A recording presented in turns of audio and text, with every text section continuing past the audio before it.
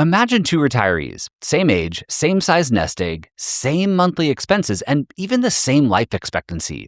On paper, you might assume the same retirement income plan would work equally well for both. Yet one person may feel completely comfortable following it, while the other questions the strategy every time markets fall or spending changes. The difference often comes down to more than just the math. It's also about how each person wants retirement income to feel, how much certainty they value, and how much flexibility they're willing to give up to get it. Retirement income advice often jumps straight to withdrawal rates, yields, and products, but a plan you can comfortably follow for 30 plus years also needs to reflect your preferences and how you make financial decisions. So in today's episode, I'm walking you through a simple framework that organizes nearly every retirement income strategy into 4 distinct styles. We'll look at the 2 questions behind the framework, the trade-offs that come with each style, and how to determine which approach fits you best. Welcome to another episode of the Stay Wealthy Retirement Show. I'm your host, Taylor Schulte, and every week I tackle the most important financial topics to help you stay wealthy in retirement. And now, on to the episode. A few years ago, 2 retirement researchers, Wade Pfau and Alex Murguia, set out to answer a question that on the surface sounds simple. Why do smart, well-informed retirees come to completely different conclusions about the right way to create income? The answer they ultimately arrived at became a framework called the Retirement Income Style Awareness, or RISA. And what I found refreshing is that the framework does not reveal a winner. It doesn't conclude that one is better than the other. Instead, it suggests that there are 4 legitimate ways to fund a retirement, and the best one for you depends on how you answer 2 important questions. Question number 1, where do you want your retirement paycheck to come from? Some people look at nearly a century of market history and say, I trust the markets, I trust the math, I know there will be difficult years, but over a 30-plus year retirement, I'm comfortable relying on a diversified portfolio. The researchers call this a probability-based mindset, meaning you're willing to rely on outcomes that are highly likely, but not guaranteed. But other people hear that and say, I don't want my basic living expenses riding on the market. These retirees want essential spending covered by contractual income that arrives regardless of what stocks are doing. And this is what the researchers call a safety-first mindset. Question number 2 is, how willing are you to lock decisions in? Some retirees value flexibility. They want the freedom to adjust spending, shift money toward a new goal, or change their estate plan as life evolves. The researchers call this a preference for optionality. But as you might assume, there are other retirees out there who are comfortable giving up some of that flexibility if it creates more efficiency, certainty, or even peace of mind. The researchers call this a preference for commitment. If we put those 2 questions together, we get 4 different combinations or 4 different retirement income styles. And each one approaches the same retirement problem differently with its own strengths and trade-offs. So let's go ahead and walk through all 4. And as we do, notice which approach feels most natural to you and which trade-offs you would have the hardest time accepting. The first style is called total return. And put simply, this style is the combination of trusting the markets and also keeping your options open. The philosophy here is that your portfolio is your retirement plan. You build a diversified mix of stocks and bonds, you draw from it using a systematic withdrawal strategy, and you adjust as you go. If this sounds familiar, it should. This is the approach that has dominated mainstream financial advice for roughly 30 years, built on the foundation of Bill Bangen's original safe withdrawal rate research, or what most people know as the 4% rule. In practice, the withdrawal strategy might be that classic fixed rule, a percent of portfolio approach, a flexible strategy like guardrails, or another research-backed method for turning your portfolio into retirement income. Now, one thing worth noting about this style is the role of bonds. They're in the portfolio to reduce volatility, provide diversification, provide a safety net during catastrophic time periods, and give you something to rebalance from when stocks fall. Their main job is not necessarily to generate income. In other words, a total return strategy still requires ongoing management. You need to monitor the portfolio, rebalance it, and make adjustments throughout your retirement. So the question I would ask here is whether you can stay disciplined as a long-term investor while also depending on that portfolio for income in retirement. Can you watch your balance fall in a bad market without changing course? Can you adjust withdrawals when needed, rebalance when it feels uncomfortable, and continue making thoughtful tax decisions along the way? For many retirees, those are reasonable trade-offs because they value flexibility, they value control, and they value keeping more of their money invested. So with a total return approach, I'd focus less on whether you enjoy investing and more on whether you have the temperament and the process to stay with the plan when markets inevitably test you. Now, maybe you do believe in the markets long term, but the idea of watching your entire retirement paycheck ride every market swing makes you feel a little uneasy. That feeling points toward the second retirement income style, which is time segmentation. In short, the philosophy here is to match the time horizon of your money to the time horizon of your spending. You've probably heard this referred to as the bucket strategy. The basic structure is pretty straightforward. A short-term bucket holds 1 to 2 years of cash for near-term expenses. A medium-term bucket, often built with bonds maturing over the next 5 to 10 years, covers the period after that. And a long-term bucket, invested mostly in stocks, is given more time to grow and recover from market declines. The appeal of this is easy to understand. When markets are strong, you can refill the short-term buckets by trimming from the long-term portfolio. When markets are down, you can spend from cash and bonds instead of selling stocks at an unfavorable time. As a quick example, suppose you need $120,000 per year from your portfolio. Well, rather than viewing all of your retirement savings as one large pool of money, you might set aside several years of upcoming withdrawals in cash and bonds while leaving the money you won't need for many years invested for growth. That can make a difficult market easier to live through because next year's spending is not directly tied to what the global markets happen to do. At our firm, though, we don't typically build 3 rigid buckets and manage each one in isolation. We borrow the most useful idea from this strategy and maintain what we call a war chest, usually 2 to 3 years of living expenses in cash and bonds, alongside a traditional total return portfolio. The war chest doesn't just magically eliminate investment risk. What it does is give us another tool for managing withdrawals during difficult markets and, just as importantly, can make it easier for a retiree to stay disciplined when stocks are falling. The trade-off is that every additional dollar held in cash or bonds is a dollar with a lower expected long-term return. That makes the size of the war chest really important. We want to have enough of a buffer to help the plan withstand difficult markets while still keeping enough invested for long-term growth. But even with that buffer in place, one major risk still remains. You are responsible for making sure you don't live longer than your money.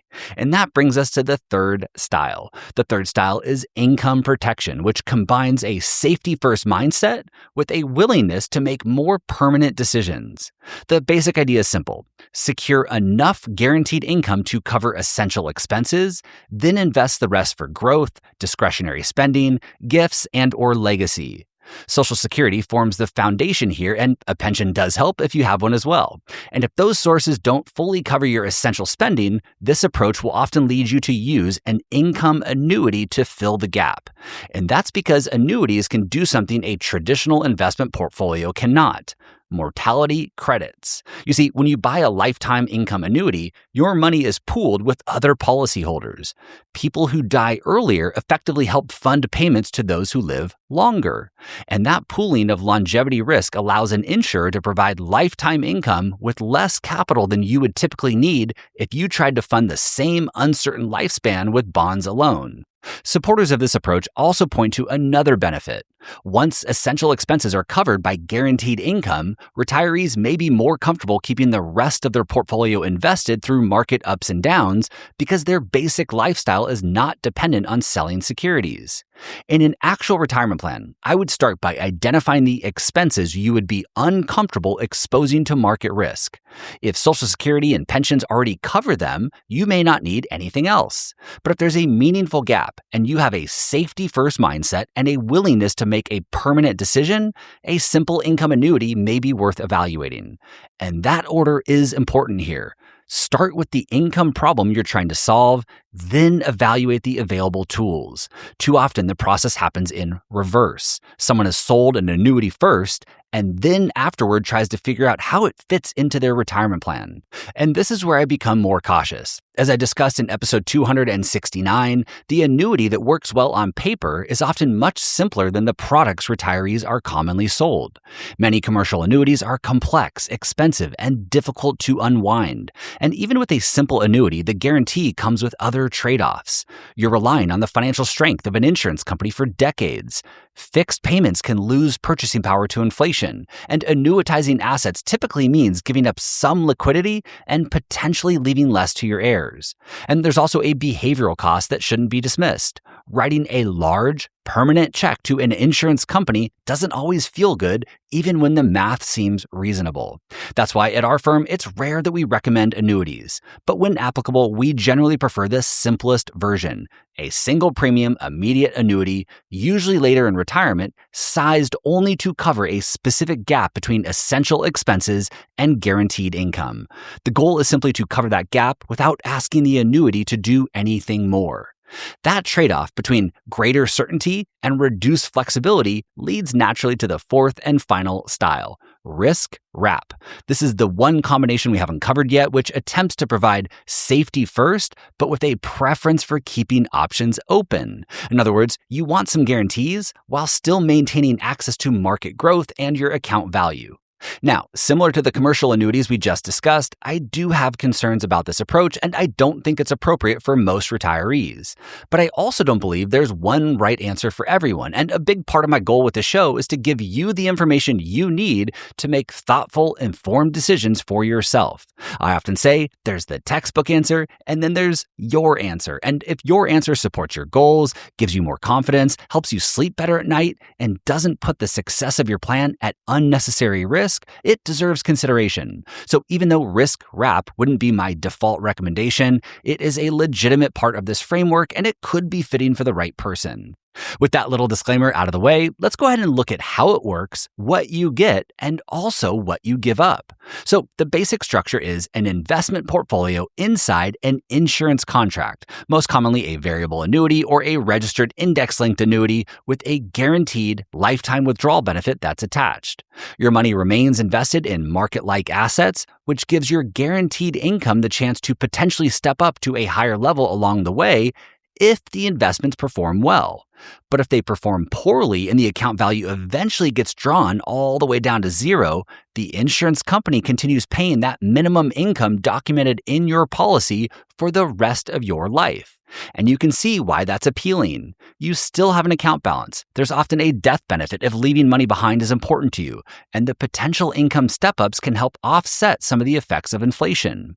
For couples where one spouse values guarantees and the other prefers staying invested, it can seem like a reasonable middle ground. My concerns mostly come down to cost and complexity.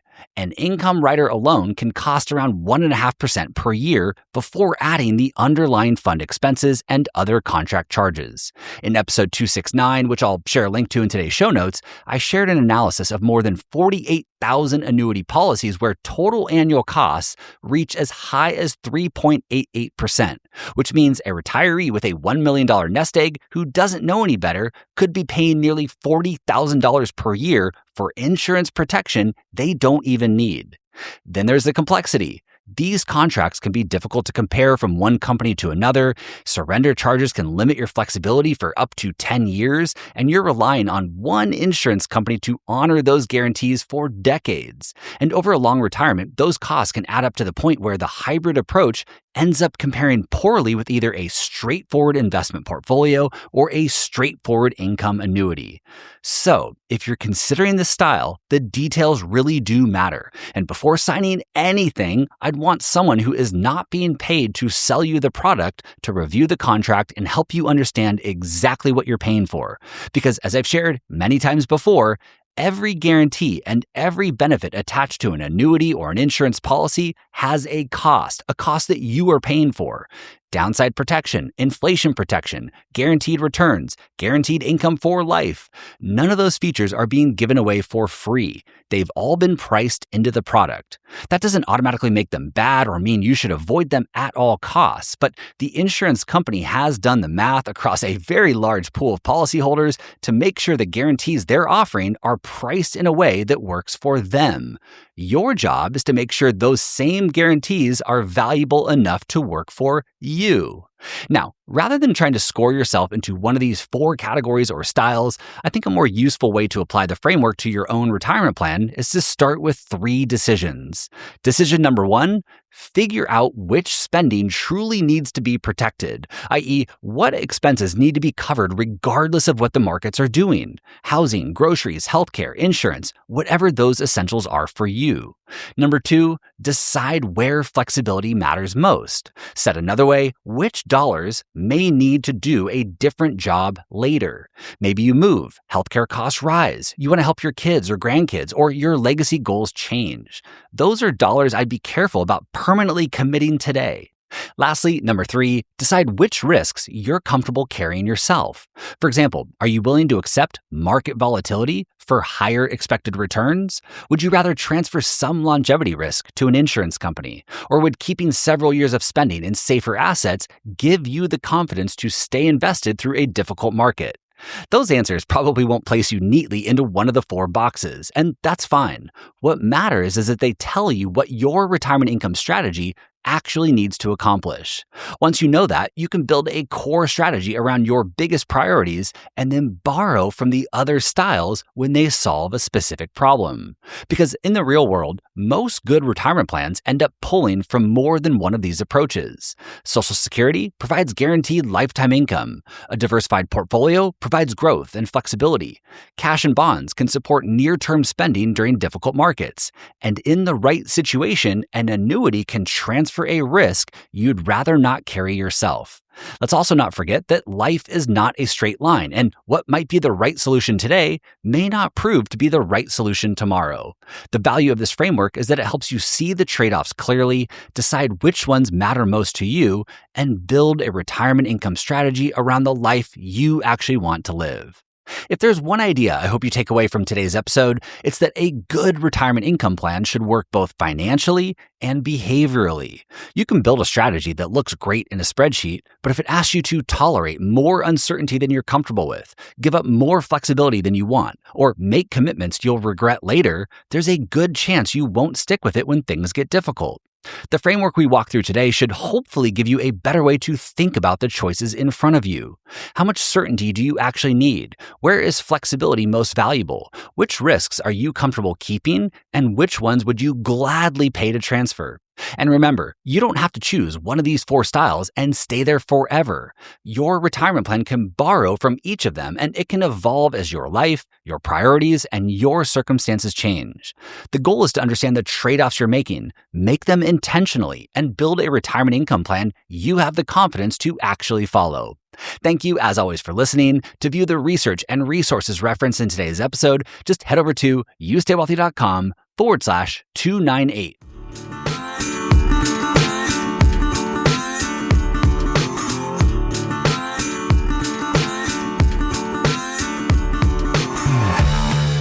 This podcast is for informational and entertainment purposes only and should not be relied upon as a basis for investment decisions. This podcast is not engaged in rendering legal, financial, or other professional services.